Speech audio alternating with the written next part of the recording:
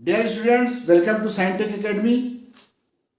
इससे पहले मैंने साइन कन्वेंशन आप लोगों को बताया, मिरर फार्मूला बताया, उसका साइन कन्वेंशन का जो कंसेप्ट है उसको आप लोगों के माइंड में सेट करने की पूरी कोशिश की।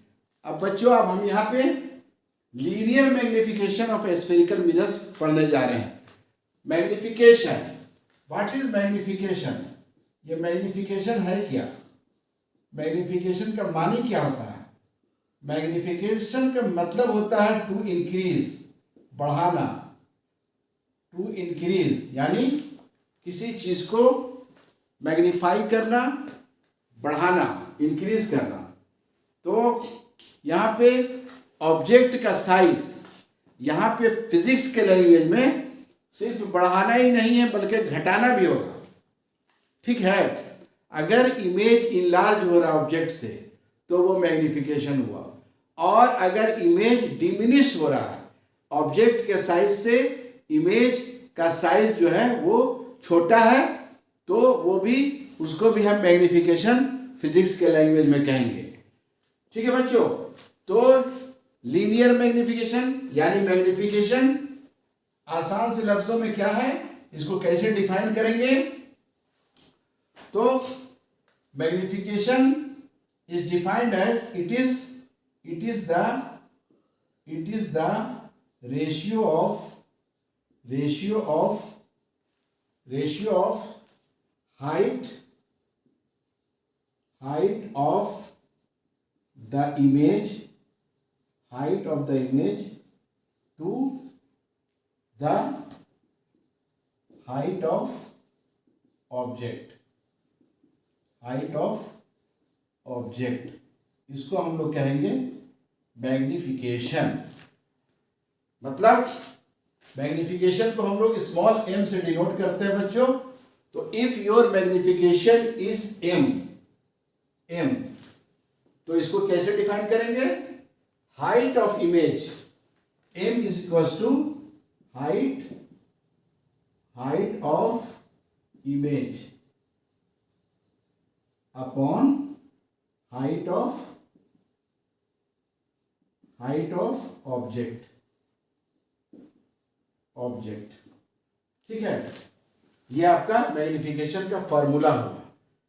और यहां अगर हमारा height of object HO height of object, HI height of image, तो इसको हम कैसे लिख सकते हैं? HI अपॉन HO, ये सफिक्स है यहाँ पे I और M। ये आपका M is equals to HI upon HO।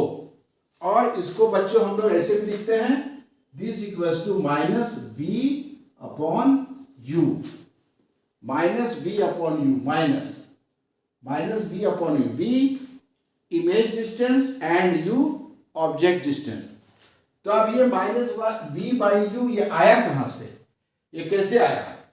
तो इसमें आप लोग जानते हैं कि अगर यहां ये आपका ऑब्जेक्ट है, ये ए बी आपका ऑब्जेक्ट है, और यहां से इस तरह से अगर इस पे रे ऑफ लाइट इंसिडेंट कराते हैं मिरर के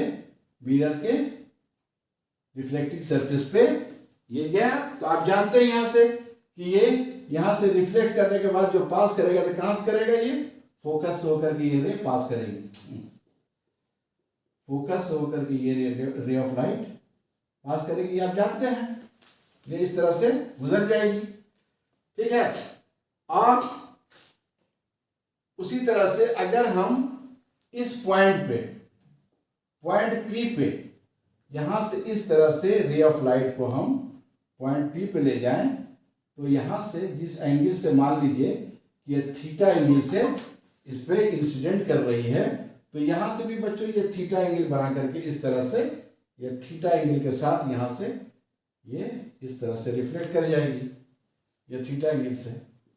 ठीक है, तो इसको छोटा मोटा डेरिवेशन है, उतना हम डेरिवेशन में नहीं जा रहे हैं, सिर्फ हम आपको ये समझाने की कोशिश कर रहे हैं कि HI अपॉन HO, मैग्निफिकेशन क्या है? HI upon HO। तो HI आपका क्या हो जाएगा? HI यानी नीचे, निगेटिव, तो आपका मैग्निफिकेशन दिस इक्वल्स टू क्या है, इसको छोड़ दीजिए अभी। ये आपका एच आई क्या हो जाएगा, माइनस एच आई, ठीक है, minus H I. H O ऊपर पॉजिटिव, एच ओ पॉजिटिव है, दिस इक्वल्स टू, अब यहां पे V, ये आपका V है, ठीक है। पोल से इमेज की दूरी को हम लोग कहेंगे इमेज डिस्टेंस।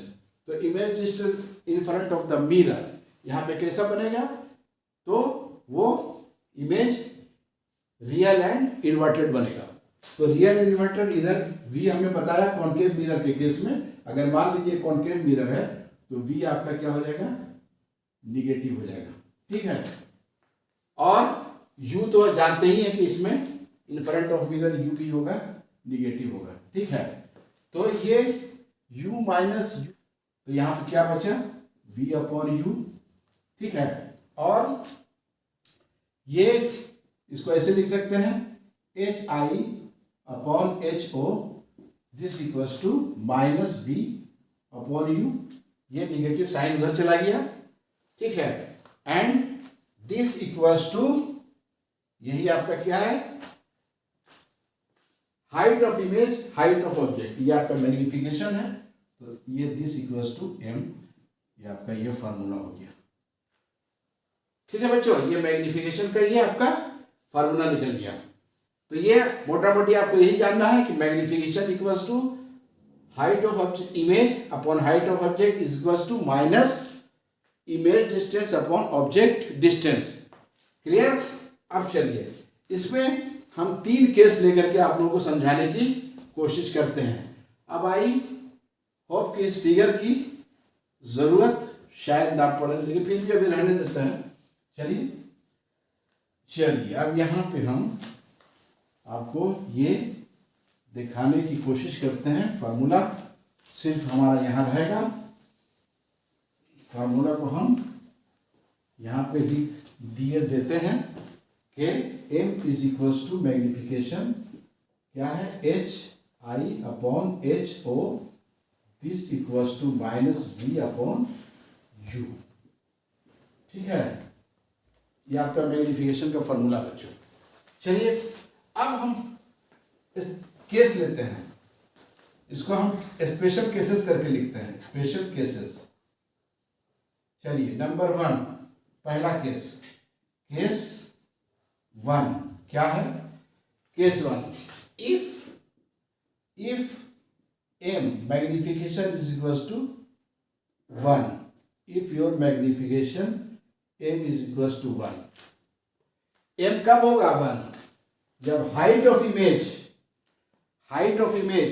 और height of object, height of image और हाइट ऑफ ऑब्जेक्ट यानी A B is equals to A dash B dash दोनों इक्वल होगा। तो आपका क्या हो जाएगा, मैग्निफिकेशन इक्वल होगा। मान लीजिए या v अपॉन u क्या है, image distance upon object distance, दोनों अगर इक्वल होगा तो क्या होगा, वो 1। तो यहां पे अगर ये एच आई आपका मान लीजिए 4 है और एच ओ भी 4 है, तो ये कट गया, दोनों कितना हो जाएगा, 1 बचेगा, ठीक है। तो इस तरह से if m is equal to 1 यानी दोनों इक्वल है, H I and H O both are equal, तो इस केस में मैग्निफिकेशन होगा। बोलिए बच्चों, मैग्निफिकेशन होगा। यहां तो ना बढ़ रहा है ना घट रहा है, तो नो मैग्निफिकेशन, नो मैग्निफिकेशन। तो ऐसा किस केस में होगा, ऐसा प्लेन मिरर के केस में होगा। आपने अपने घरों के आईना में देखा होगा, वो प्लेन मिरर का केस होगा। Example plane mirror, no magnification. और दूसरा इसमें जब आपको याद होगा कि आपने जब ऑब्जेक्ट को रखा होगा सेंटर ऑफ कर्वेचर पे, तो ये इमेज भी बना था यहां पे सेंटर ऑफ कर्वेचर पे ही, याद है। और जिस साइज का ऑब्जेक्ट था उस साइज का यहां पे इमेज का फॉर्मेशन हुआ था सेंटर ऑफ कर्वेचर पे। तो दूसरा केस यहाँ पे कॉनकेव मिरर भी है। कॉनकेव मिरर कब? when object is at center of curvature C। ये याद रखिएगा, जहां पे मैग्निफिकेशन नहीं हो रहा है, नो मैग्निफिकेशन, यानी size of object is equals to size of image. Clear? अब चलिए केस 2 देखते हैं। केस 2 क्या कहता है? अब ले लेते हैं m is less than 1। m is case 2 if your magnification m is less than 1। एक ऐसा केस कब होगा बच्चों? m is less than 1, मतलब के height of image less than height of object, यानी height of image is lesser than, that is height of image is less या lesser than height of object. ठीक है? यानी अगर यहां पे हम केस देखें, यहां पे हम देखना चाहें तो अगर H I height of image H I मान लेते हैं 2 और एच आई को मान लेते, एच ओ को मान लेते हैं 3, तो ये क्या हो जाएगा? 2/3। 2/3 क्या है? 2/3 लेस देन 1। 3 को 2 से डिवाइड कीजिए, 0.66 लेस देन 1 है। ठीक है? तो यहां पे डिमिनिश्ड इमेज बनेगा, height of image is lesser than height of object. आपने देखा होगा कॉनकेव मिरर के केस में कि जब हमने ऑब्जेक्ट को इन्फिनिटी पे रखा था तो ये इमेज जो बना था हमारा कहां पे बना था?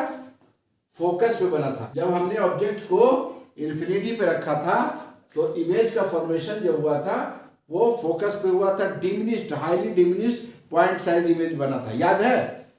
और उसी तरह से जब ऑब्जेक्ट को हम टुवर्ड्स द मिरर बढ़ाने की कोशिश किया तो धीरे धीरे इमेज का साइज बड़ा होता गया और अल्टीमेटली जब हमने फोकस और पोल के बीच में ऑब्जेक्ट को रखा था तो वो वर्चुअल और इरेक्ट इमेज बना था बिहाइंड द मिरर, और वो इमेज इनलार्ज था। ठीक है? तो इस केस में height of image is lesser than height of object if magnification m is less than 1। तो ऐसे केस में ये एक तो कॉनकेव मिरर का एग्जांपल होगा, इसमें कॉनकेव मिरर का एग्जांपल होगा। ठीक है? कॉनकेव मिरर का एग्जांपल होगा क्योंकि यहाँ पे इस साइड में जो इमेज बनेगा कॉनकेव मिरर में वो क्या होगा? छोटा होगा ऑब्जेक्ट से। ठीक है? इस साइज जो बनेगा। अब क्या है?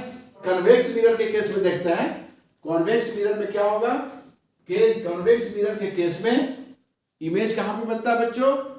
वो वर्चुअल और इरेक्ट इमेज बनता है और बिहाइंड द मिरर के अंदर इमेज बनता है, और वो साइज याद होगा, वो हाईली डिमिनिश्ड बनता है। और दूसरा कैसा बनता है? वो जो फोकस और पोल के बीच में बनता है वो उसका साइज भी छोटा होता है।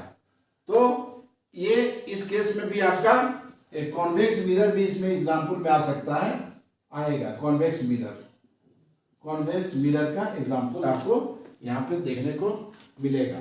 ठीक है बच्चों? तो बच्चों if m is less than 1 तो कैसा इमेज बनेगा? इसमें डिमिनिश्ड इमेज बनेगा। Diminished image is formed. ठीक है? और ये इसका यूज करते हैं हम लोग रियर व्यू मिरर में इन ऑटोमोबाइल्स।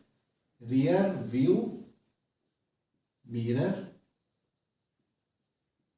इन automobiles, car, motor car etcetera, automobiles में इसका हम लोग यूज करते हैं। ठीक है बच्चों, अब हम लोग चलते हैं third case. Third case, if m is greater than 1। Third case ले लेते हैं, if m is greater than 1। m is greater than 1 यानी हाइट ऑफ इमेज, इस केस में क्या हो जाएगा, height of image is greater than height of object, तभी तो मैग्निफिकेशन होगा। तो यहां पे height of image is greater than height of image is greater than height of object. और ये हमारा एग्जाम्पल होगा कॉनकेव मिरर में। यहाँ पे मैग्निफिकेशन होगा और कॉनकेव मिरर यानी यहाँ पे कॉनकेव मिरर ही में, कॉन्वेक्स मिरर में तो आप जानते हैं कि ये कॉन्वेक्स मिरर में डिमिनिश्ड इमेज बनता है और उसमें इनलार्ज इमेज बनेगा नहीं। तो उसमें इनलार्ज इमेज बनता है, वो भी वर्चुअल बनता है वो कॉनकेव मिरर के केस में। लेकिन यहाँ पे ये जो है यहाँ पे मैग्निफिकेशन होगा इसमें in front of the mirror, concave mirror. और ये कब होगा, ये डेंटिस्ट इसका यूज करते हैं दांत को बड़ा देखने के लिए। डेंटिस्ट इसका यूज करते हैं, वहां पे टीथ का मैग्निफाइड इमेज दिखाई देता है। तो यहाँ पे if m is greater than 1 तो यहाँ पे enlarged image is formed, enlarged image is formed। यहाँ पे मैग्निफिकेशन occurs here। तो ये कॉनकेव मिरर का एग्जांपल होगा, ठीक है। और इसको यूज करेंगे कौन, डेंटिस्ट इसका यूज करेंगे। ठीक है बच्चों, कुछ नोट्स आप लोगों को बताते हैं कि इसमें क्या होगा। नंबर 1, नोट नंबर 1 क्या, note 1, if m is positive क्या होगा, it means image is virtual and erect. if m is positive, it means image is virtual and erect। ठीक है। if image is positive, it means image formed is image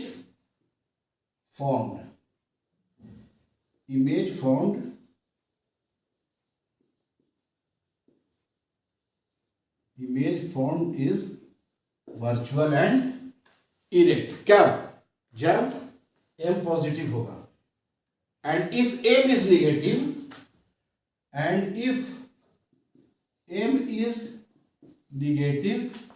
it means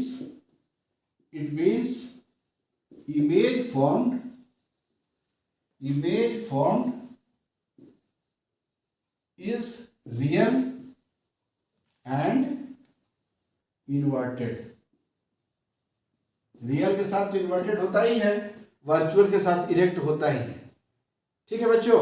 number 2, height of image should be taken as positive for virtual image. Height of image should be taken as positive for virtual image and negative for real image. Height of image should be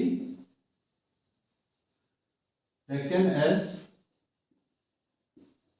positive for virtual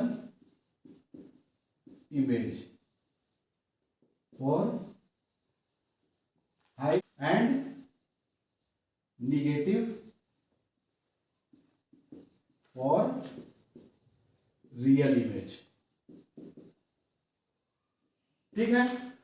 अब magnification आपका clear. अब I hope क्या यहाँ किसी भी तरह का आप लोगों को न्यूमेरिकल बनाने में कोई प्रॉब्लम नहीं होगा। और उसके बावजूद भी अगर साइन कन्वेंशन आप जान गए, मैग्निफिकेशन जान गए, मैग्निफिकेशन को मैंने तीनों केस को स्पेशल केस बना करके तीनों को स्टेप बाय स्टेप हमने उसको एक्सप्लेन किया। अब आई होप कि आपका जो भी कॉन्सेप्ट है वो बिल्कुल क्लियर हो गया होगा, न्यूमेरिकल बनाने में कोई प्रॉब्लम नहीं होगा, ये मेरा गारंटी है आप लोगों को। और उसके बावजूद भी अगर कहीं कोई प्रॉब्लम हो तो फिर कमेंट बॉक्स सही है, जाइए तनवीर सर से सवाल कीजिए। हाँ तो बच्चों मैग्निफिकेशन समझ में आ गया। अब इसका यूजेस क्या है, uses of spherical mirrors, uses of spherical mirrors.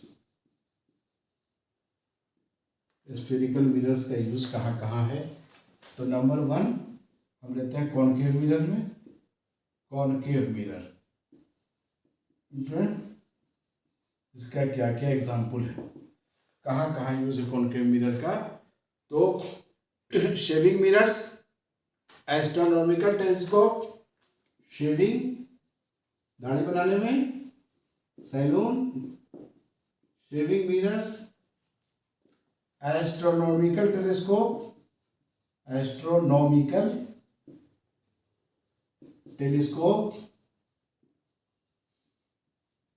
Dentist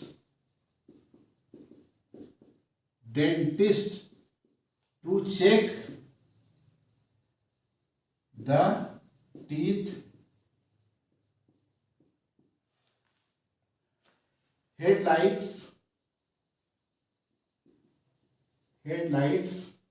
of the automobiles,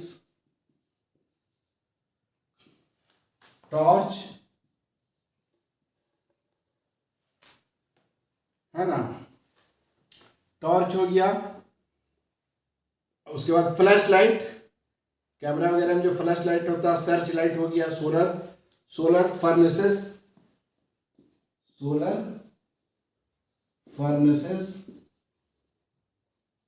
search light,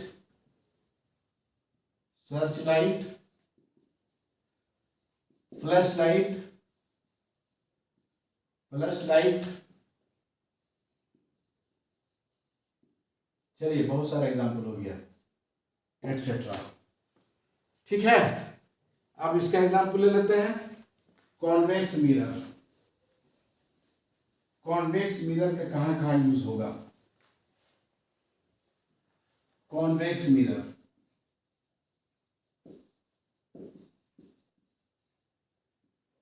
कहाँ कहाँ यूज होगा? एक तो हो गया रियर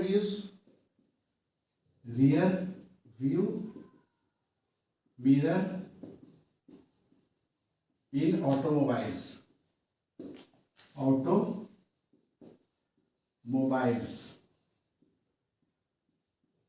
ठीक है।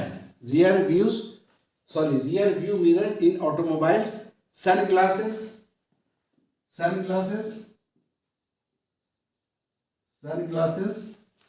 और क्या बताइए? हाँ, reflectors for street light, reflectors for street light, तो एटसेट्रा, इतना सारा इसका यूजेस है। ठीक है, तो चांद मेरा दिल, चांदनी हो तुम, चांद से है दूर, चांदनी कहाँ लौट के आना है, यही तुमको जा रहे हो, क्यों जाओ मेरी